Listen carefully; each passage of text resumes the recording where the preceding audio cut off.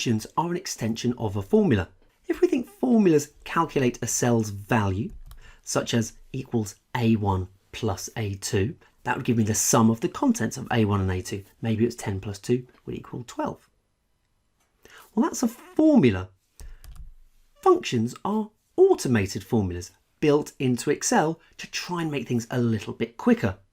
For instance, I could use the sum formula to sum up A1 to A2.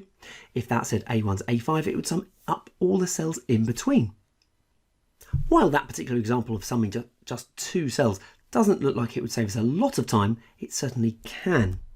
Functions are often similar to buttons on a calculator, which behind the scenes are doing a huge number of calculations and saving us lots of time. For instance, if I wanted to find the log of a number, I could very easily just press the log button on a calculator. Let's look at the sum function as a good introduction to functions in general. If I were to type in equals sum, this is what would appear on the screen. I've got the function name at the beginning, sum. Then within the brackets, I've got the argument, i.e. what I need to include. This can sometimes have another name, which is the syntax. And this is Excel trying to tee you up, trying to help you remember what needs to be included here. Excel can help us out even more. Instead, we can insert a function by clicking on the Insert Function button. Now we get the Insert Function dialog box, and Excel is going to tee us up, almost walk us through the function. Let's have a look at that in Excel.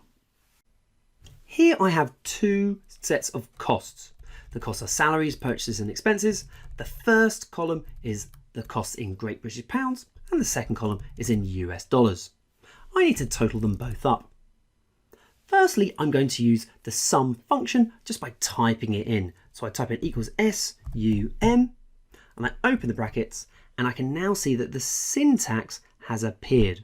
Excel is trying to help me out a little bit to remind me how this works. There's a couple of ways I could do this. I could take my mouse, click on B2, then comma, B3, and then comma, B4. In some jurisdictions, instead of a comma, you'll have to write a semicolon, and then you close the brackets.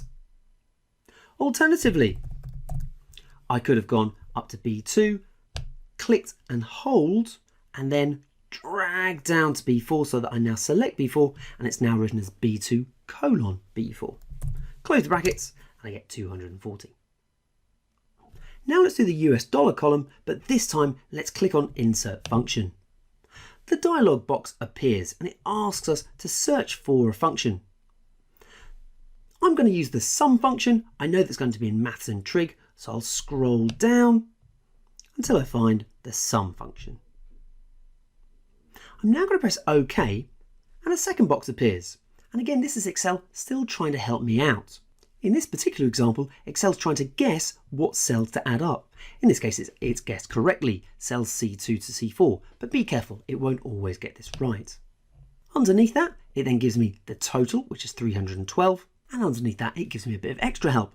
It says it will add all the numbers in a range of cells, and it tells me that number 1, number 2 are 1 up to 255 numbers that can be summed, logical values and text are ignored.